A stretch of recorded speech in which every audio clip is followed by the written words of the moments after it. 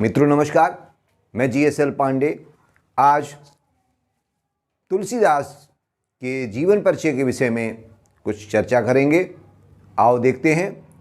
महाकवि, हिंदी के महाकवि, प्रसिद्ध कवि तुलसीदास का जीवन परिचय।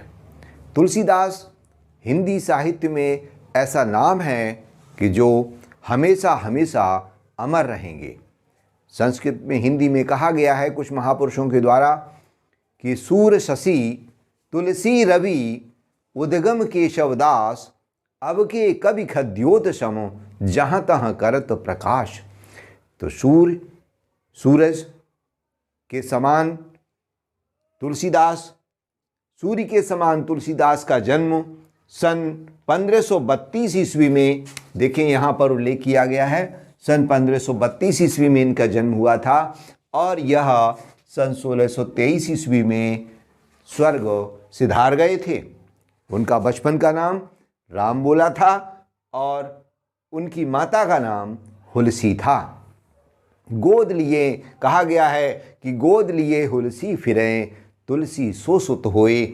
तो ये हुलसी उनकी आदरणीय माता थीं और पिता का नाम आत्माराम दुबे था, गुरु का नाम नर हरिदास था और पत्नी का नाम रत्नावली था। उनकी शिक्षा को बहुत ध्यान देने की ज़रूरत है। उस समय में, जिस समय कि हमारा देश मुग़ल काल की जंजीरों में बंधा हुआ था, उस समय वाराणसी में 15 वर्ष नियमित अध्ययन करते हुए उन्होंने संस्कृत में उच्च शिक्षा प्राप्त की थी।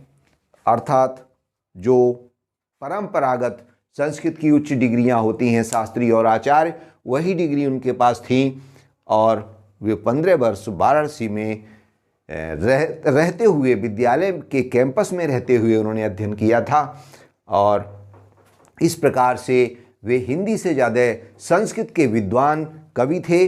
और इसीलिए अगर देखें तो रामचरितमानस के प्रत्येक कांड में प्रारंभ में जो वंदना मिलती है वो संस्कृत की वंदना को देखकर सुनकर आप समझ जाएंगे कि वो कितने विद्वान व्यक्ति संस्कृत में थे। वर्णानाम अर्थसंज्ञानाम रसानाम छंदसामपि, यह रामचरितमानस का पहला श्लोक है। इस तरह से उन्होंने वंदना में हर कांड में एक वंदना लिखी है जिसमें कि कई श्लोक हैं और उनको पढ़ करके आप उनकी विद्वता को जान सकते हैं। उनकी रचनाओं के विषय में बात करें तो उनकी प्रसिद्ध रचनाएं 12 मानी जाती हैं, जिनको हम देखें। रामलला नेहछू, यह बहुत छोटी रचना है जिसमें 20 ही छंद हैं। इसके बाद आगे चलते हैं बरबय रामायण, यह बरबय छंद में लिखी होने के कारण बरबय नाम से प्रसिद्ध हुई, बरबय रामायण कही जाती है। बैराग्य संदीपनी, इसमें आध्यात्म के विषय में लिखा है। जो साधु संत होते हैं, सांसारिक जीवन से विरक्त जीवन जीते हैं, उन्हें वैराग्य के विषय में उन्होंने ज्ञान कराया है। इसी तरह से पार्वती मंगल, पार्वती जी, शंकर और पार्वती के विषय में है। और जानकी मंगल, सीता माँ के लिए उन्होंने समर्पित ये ग्रंथ लिखा है। रामाज्ञा प्रश्न, रामाज्ञा प्रश्न में उनके एक मित्र थे जो गंगाराम वाराणसी में रहते थे, काशी में घाट पर, तो उनको ज्योतिष में उनकी सहायता करने के लिए रामाज्ञा प्रश्नावली उन्होंने बनाई थी, जिसके माध्यम से वे ज्योतिष का उत्तर, सहायता, ज्योतिष का ज्ञान आसानी से कर सकें और अपने मित्र की सहायता भी कर सकें। इस प्रकार से उन्होंने रामाज्ञा प्रश्न लिखा। और उसके बाद दोहावली, दोहा छंदों में लिखी है। कवितावली, कविताएं में हैं उसमें बहुत सारी।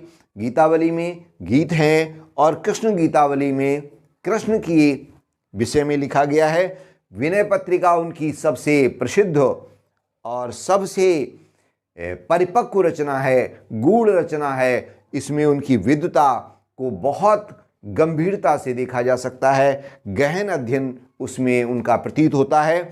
और उसके बाद जो सबसे अधिक प्रसिद्ध है, दुनिया में सबसे अधिक जिसकी प्रतियां बिक चुकी हैं, ये बहुत ध्यान देने की बात है कि रामचरितमानस की दुनिया में इतनी प्रतियां बिक चुकी हैं कि किसी भी भाषा की, किसी भी ग्रंथ की इतनी प्रतियां नहीं बिकी हैं। ये रिकॉर्ड है गीता प्रेस गोरखपुर से प्रकाशित उनकी रामचरितमानस सर्वाधिक बिकने वाली किताब है। उसके बाद ये 12 रचनाएं उनकी प्रसिद्ध हैं, और जैसे छोटी रचनाओं में हनुमान चालीसा एक छोटी रचना है, और हनुमान बाहुक 44 छंदों का एक छोटी रचना यह भी कही जाती है। इस प्रकार से मित्रों, तुलसीदास का जीवन परिचय आप संक्षेप में तैयार कर सकते हैं, और विशालता से अगर उनका वर्णन किया जाए तो ग्रंथ लिख दिए जाएं, वो भी छोटे पड़ जाएंगे। मित्रों, आज मैं अपनी वाणी को यहीं विराम देता हूं। कल फिर नई वीडियो के साथ मिलेंगे। जय हिंद।